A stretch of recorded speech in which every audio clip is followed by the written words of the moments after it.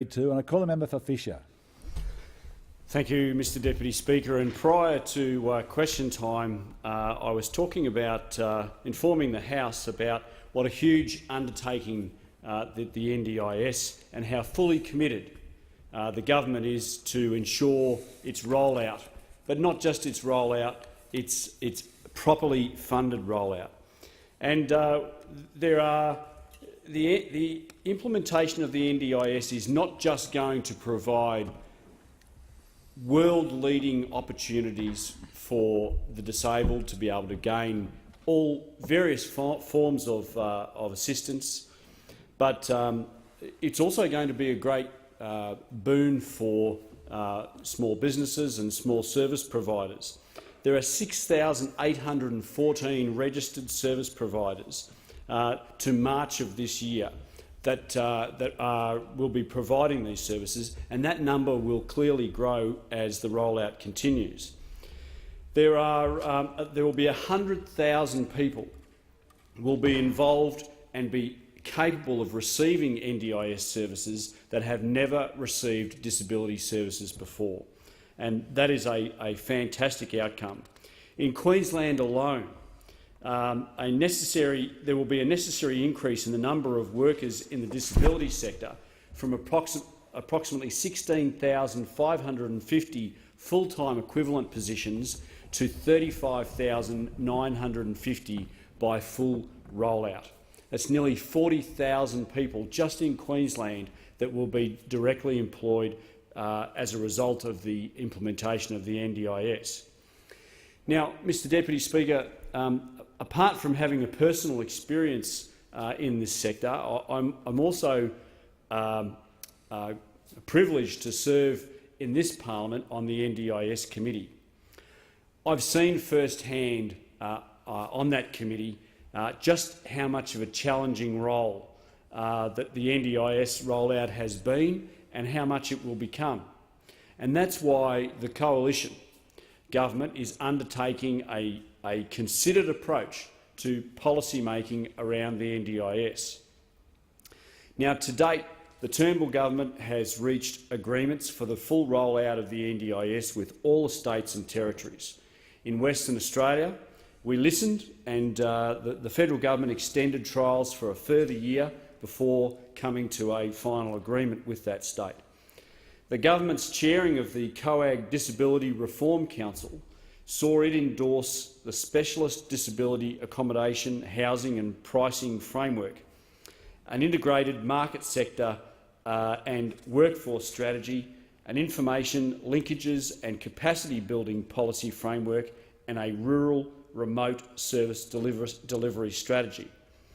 Now, coming from a regional part of Queensland, Mr Deputy Speaker, I can inform the House that as long as I'm involved in the NDIS committee, I will always work hard to ensure that people living with a disability have as best access to disability services as we possibly can to match that with those in the city. Now, it's very difficult when people live in the bush to be able to get the same sort of services, but it is top priority for me to ensure as best we can that those who do choose to live in the bush or in the regions or even in remote Australia have access to the sort of services that we who live in the cities take for granted.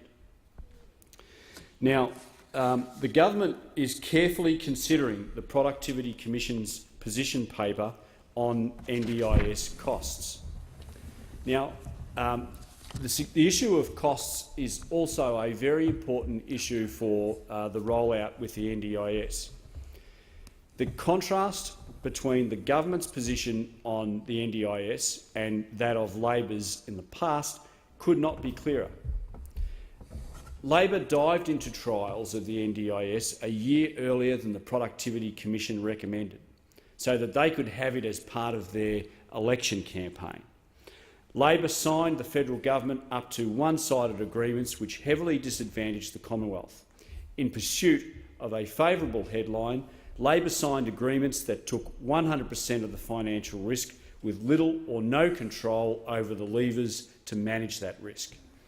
In the first quarter of operation under Labor, the average cost of an NDIS package blew out by an average of 30%.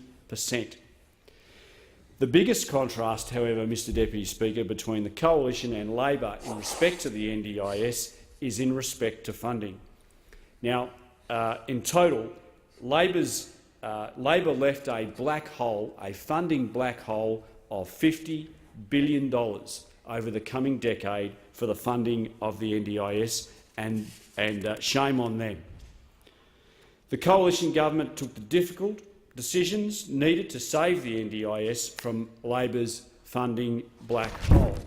It created the NDIS Savings Fund Special Account, which saw savings from other portfolios, other projects. The Social Services Minister identified that this was an important opportunity for the NDIS, and any savings, any opportunity from government projects would be quarantined into this special project account, and that would go part of the way to funding the NDIS into the future, to try and recover, to try and make up from this $50 billion black hole that was left to us. The government committed $1.3 billion to the fund from closing carbon tax compensation for new welfare recipients and another $62.1 million from additional reviews of disability support pension recipients. We tried to add a further $3 billion from the Omnibus Savings and Childcare Reform Bill, though Labor did all they could to undermine all of these measures.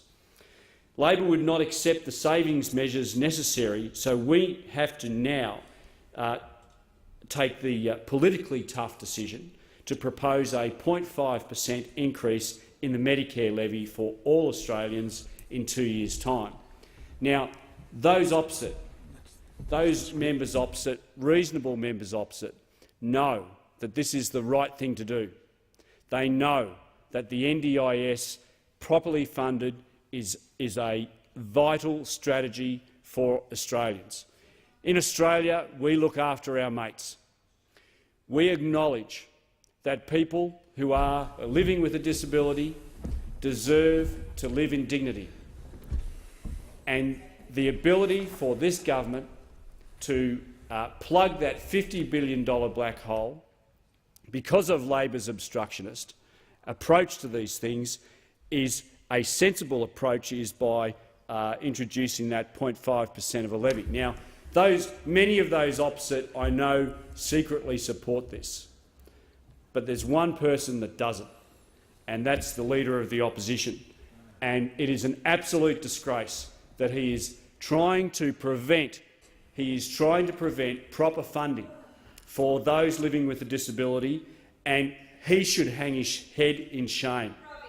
And those more reasonable members opposite should pull him aside and give him a jolly good stern talking to, because Australians look after their mates, and we look after our mates who are in their most vulnerable state, and this is Labor's opportunity to do the right thing.